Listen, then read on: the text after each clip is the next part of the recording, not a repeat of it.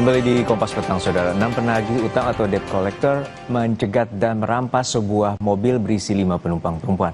Aksi intimidasi yang ternyata salah sasaran ini juga terjadi di pintu masuk tol Kaligawe, Kota Semarang.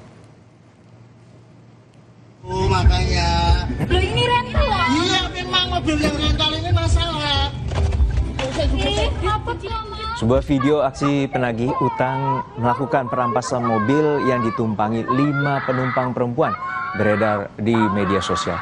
Dalam video itu tampak pengemudi perempuan memastikan jika kendaraan yang dikendarai adalah kendaraan rental. Meski sudah dijelaskan, namun debt collector tetap memaksa masuk ke dalam kendaraan itu. Diketahui jika perampasan kendaraan merupakan salah sasaran.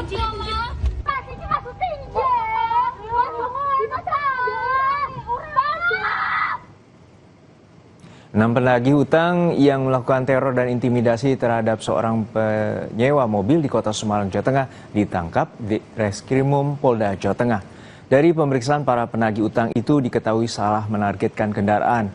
Para tersangka dijerat dengan pasal 448 KUHP tentang pemaksaan dengan kekerasan, pasal 262 KUHP tentang pengeroyokan, dan pasal 466 KUHP tentang perampasan kemerdekaan seseorang. 6 pelaku terancam hukuman maksimal 5 tahun penjara. Putusan MK agar DC tidak boleh melakukan perampasan pengambilan unit di jalan, sehingga apabila melakukan perampasan maka akan dikenakan dapat kami kenakan pasal perampasan atau pencurian dengan kekerasan. Kita yang di Polda 6 orang ditahan. Saudara, kita ke informasi lain. Orang tua ABK Fandi Ramadan sabu 2 ton mendatangi Komisi 3 DPR RI untuk meminta keadilan bagi anaknya.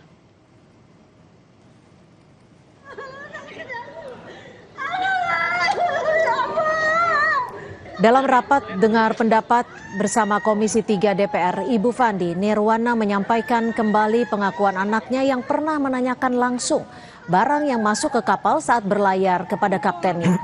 Nirwana menjelaskan Fandi tidak mengetahui barang yang dibawa ke dalam kapal dan sempat bertanya ke kapten kapal. Kapalnya kok bisa jadi kapal tanker? Dijanjikan kapalnya kapal kargo. Di kontrak kerjanya pun kapal kargo. Jadi saya selaku orang tua, saya mohon keadilan, saya mohon Pak. Karena saya tanya anak saya, dia tidak mengetahui barang itu Pak. Saya tanya, jadi tahunya dari mana? Setelah penangkapan Mak, barulah tahu saya itu bawahnya itu narkoba. Jadi apa kamu nggak bertanya? Saya tanya, waktu barang itu masuk disuruh kapten kami mengangkat. Begitu saya angkat, saya udah nggak enak. Saya bilang sama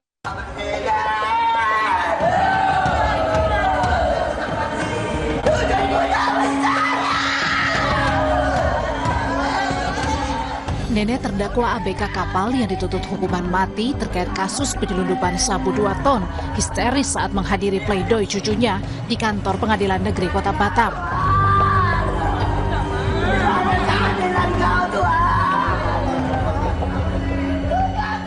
Di atas kursi rodanya, sang nenek berteriak minta keadilan untuk sang cucu yang saat ini menjadi tulang punggung keluarga. Sang nenek yakin Fandi tak bersalah dan dijebak oleh perusahaan tempat ia bekerja.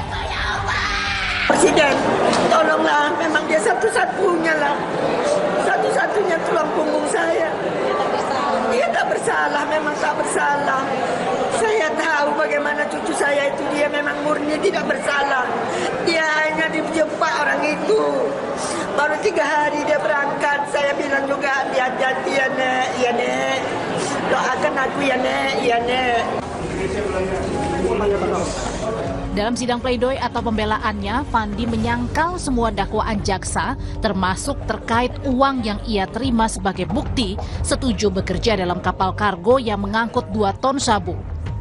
Kuasa hukum Fandi menyebut, dalam kontrak kerja, Fandi hanya mengetahui kapal tersebut sebagai kapal kargo. Kuasa hukum pun menyebut uang yang Fandi terima sebagai bagian dari upah, di mana uang tersebut hanya sebagian dari keseluruhan kontrak yang disepakati. Dia kan sudah berangkat ini, sudah taken kontrak, sudah berlayar, ya wajar dia mendapat sebagai pancar dari gajinya itu. Kenapa? Karena di pelayaran itu biasa diberikan dulu semacam pinjaman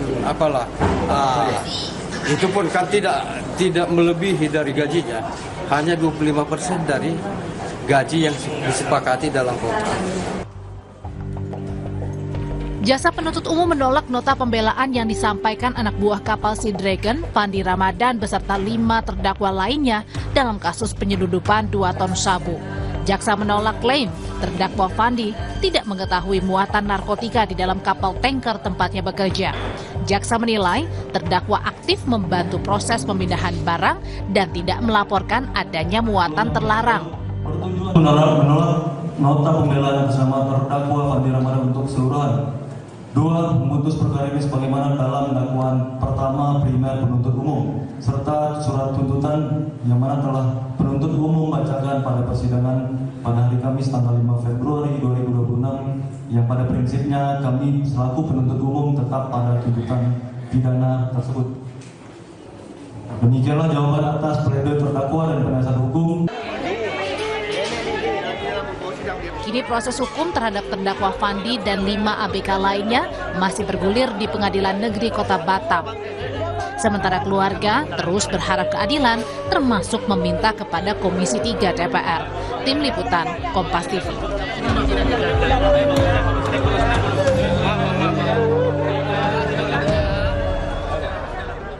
Usai jeda saudara, PT Agrinas Pangan Nusantara menegaskan penugasan resmi mengimpor mobil dari India berdasarkan instruksi Presiden atau Inpres. Sebelumnya, Wakil Ketua DPR Sufmi Dasko Ahmad meminta impor mobil dari India ditunda.